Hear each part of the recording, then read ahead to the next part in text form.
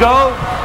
So as you know, David Blaine spent a week underwater, then held his breath for over 7 minutes. Rescued when he began to show signs of distress. And we also have pictures of David being checked in to the hospital immediately after what he went through. And he's joining us now for his first interview since what was really a remarkable spectacle and a remarkable week that he spent there just outside Lincoln Center. I'm curious after this, because 7 minutes and 8 seconds, and then you're actually in the water for longer than that. Another 20 seconds divers after were that. holding your nose. That's quite a feat by itself.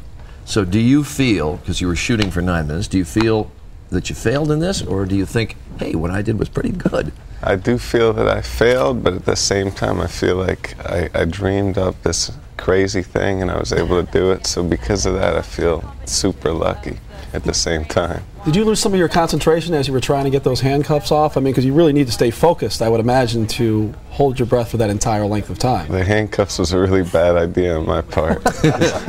How'd you get them off? How'd you get them off? Because we saw you able to get yourself free. I had a flattened safety pin, so you jam it into the edges and you pop it open. I was prepared for that. But if you hadn't had the shackles, and maybe even if you hadn't spent the preceding days in the water, do you think you could have done 9 minutes? Right before the stunt was about to take place, I knew in my heart that I wasn't going to be able to do it, but I figured I'd give it my best shot. So when did you know you were in trouble? Because when we're looking at the video and you're giving signs along the way saying you're okay, when did you know that this isn't going to happen? The day of the stunt, I had a bad feeling about it all.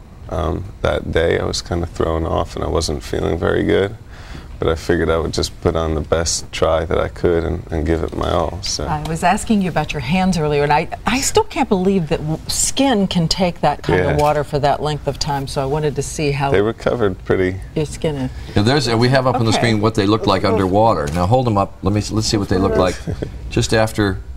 Well, just after. That's not bad. That's amazing. Yeah, I thought about how are your feet? Are you able to walk? Well, we saw you walk out, but you have pain in your feet?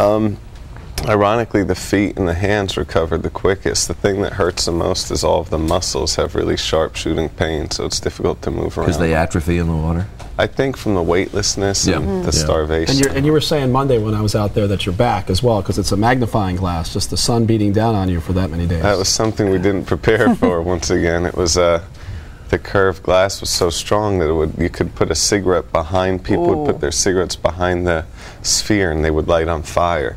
So what was happening was inside of the sphere it was doing the same thing. So the sun was magnifying and just burning. Ouch. So my skin has blisters and rashes all over it, and the skin's really, all the oil's gone, so it feels really strange. Would you do it again? No, not that one. That's it, boy. We've done that one. All right, Quick David. response. It's always good to have you with us, Glad and it you're was well. fun to be down there with you for the week. All the best to you. Thank you. Thank you.